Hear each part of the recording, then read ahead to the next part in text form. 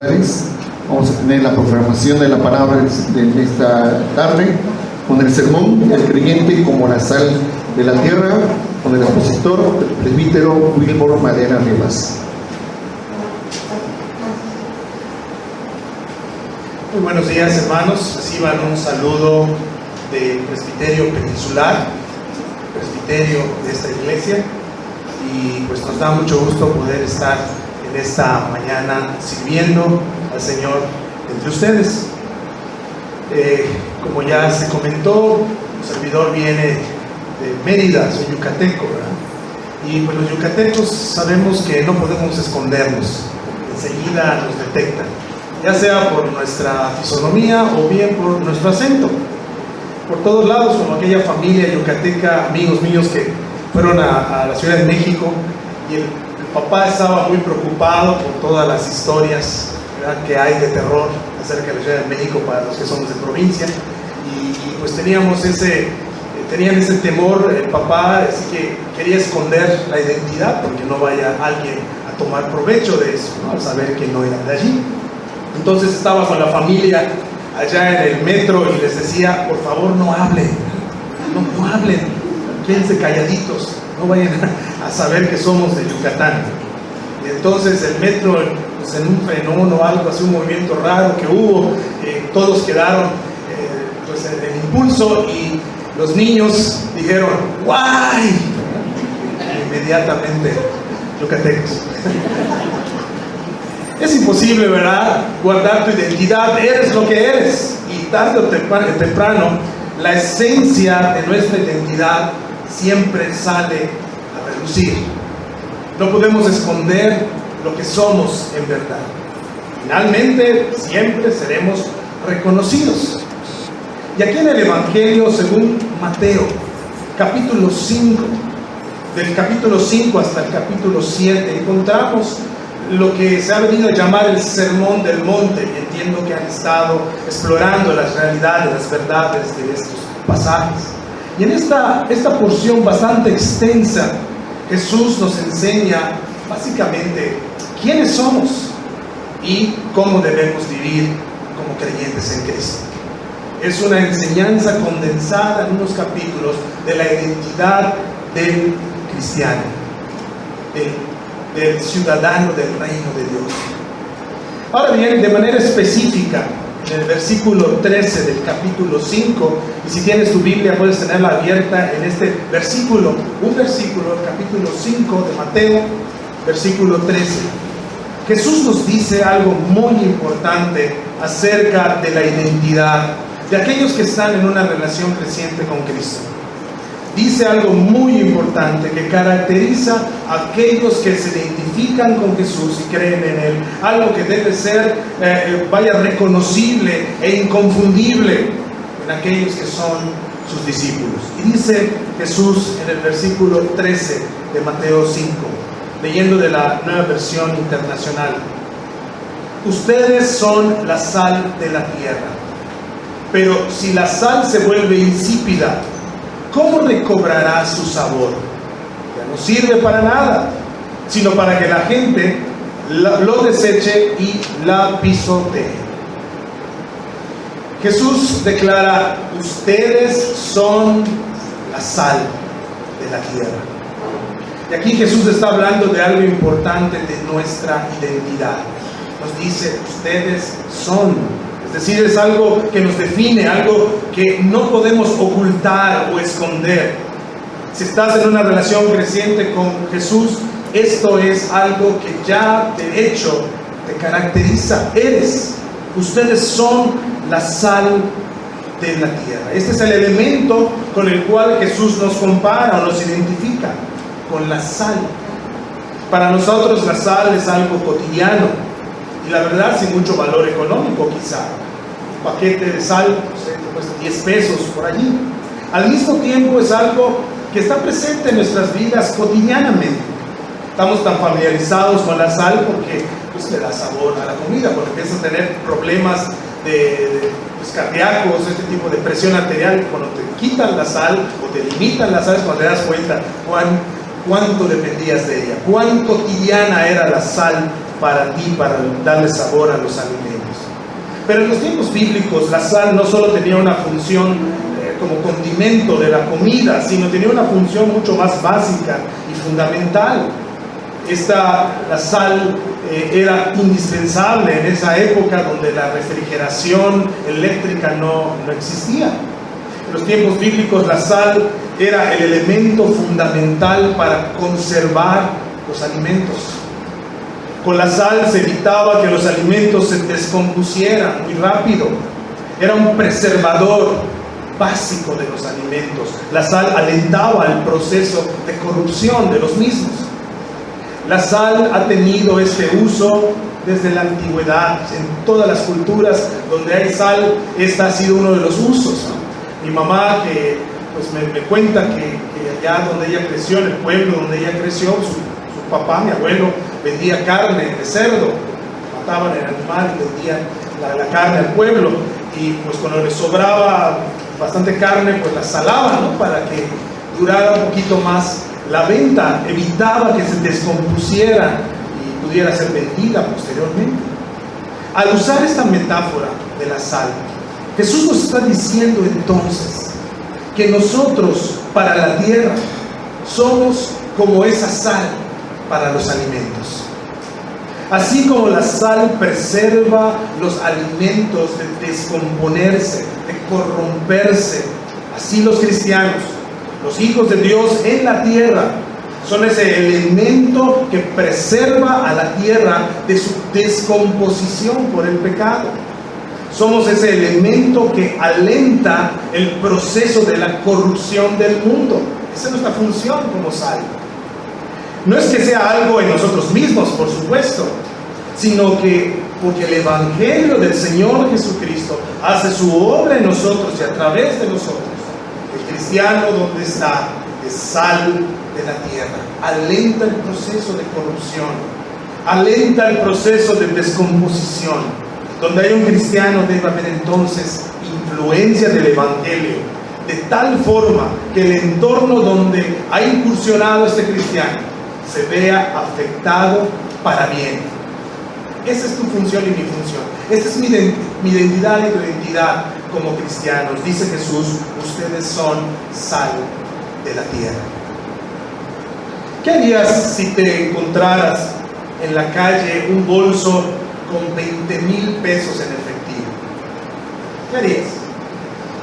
Bueno, Gabriel Herrera de Motul, Yucatán, lo devolvió íntegro a su dueño.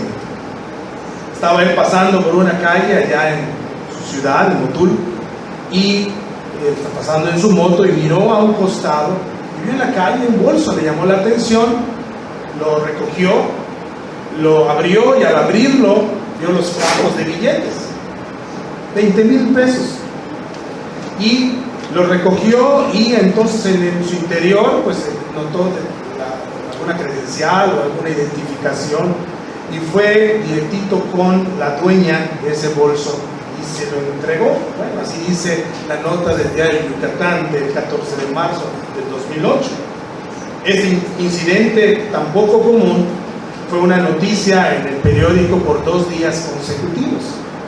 La nota comenzaba con estas palabras: lo que quieras que los hombres hagan por ti, hazlo tú primero. Es uno de los principios que Dios me dice como cristiano, afirmó el presbiteriano Gabriel Herrera al referirse a la devolución del bolso de una mujer que encontró y que tenía poco más de 20,000 pesos. Los titulares fueron: ejemplo de honestidad y devoto cristiano devuelve poco más de 20,000 pesos. La devolución de 20,000 pesos ya son de por sí una buena nota, pero para mí el hecho de que Gabriel Herrera sea cristiano y bueno, y sobre todo presbiteriano, ya que estamos entre presbiterianos, me da mucha más alegría, porque casos como estos, aunque no salgan en los periódicos, no tienen por qué salir en los periódicos, son una buena noticia en términos del reino de Dios. Celebro cuando las personas cristianas reflejan a través de todo lo que dicen, piensan y hacen su identidad como creyentes. En Motul Hay una persona que, mostrando la honestidad y el temor del Señor, está haciendo que la corrupción por el pecado se alente y la descomposición social se atrase. En la descomposición de la familia, la empresa, la escuela, en la sociedad, Dios nos ha puesto para ser sal. Y donde hay sal, la descomposición se detiene. En este tiempo, cuando la familia está en peligro, cuando los negocios a veces se vuelven sucios, cuando las autoridades a veces se vuelven abusivas, cuando la delincuencia está a la alza, somos enviados como cristianos, como sal, para frenar esta descomposición social a través de cómo vivimos y cómo influimos en nuestro entorno con el Evangelio del Señor Jesucristo. Y en la segunda parte del versículo 13, este mismo versículo donde Jesús nos ha hablado de nuestra identidad, nos habla también de algo triste. ¿Qué pasa cuando la sal, nosotros no estamos siendo esa influencia? Versículo 13, la segunda parte dice: pero si la sal se vuelve insípida, ¿cómo recobrará su sabor? Ya no sirve para nada, sino para que la gente la deseche y la pisotee. Si la sal misma se descompone, ¿para qué sirve? No sé si aquí tienen ese problema, pero a veces allá en Mérida tenemos el problema que se humedece la sal, uno le ponen arrocitos para el salero, para que no se endurezca. Una vez que ya está endurecida, pues como que no es lo mismo, uno dice, ¿no? Pero aquí estamos hablando no solamente que se humedece, sino que totalmente pierde su sabor. ¿Para qué sirve esta sal si no sala? ¿Para qué sirve esta sal si no puede frenar la descomposición? Jesús está diciendo que es absurdo ser sal si no preservas la descomposición en el ámbito donde Él te ha colocado estratégicamente.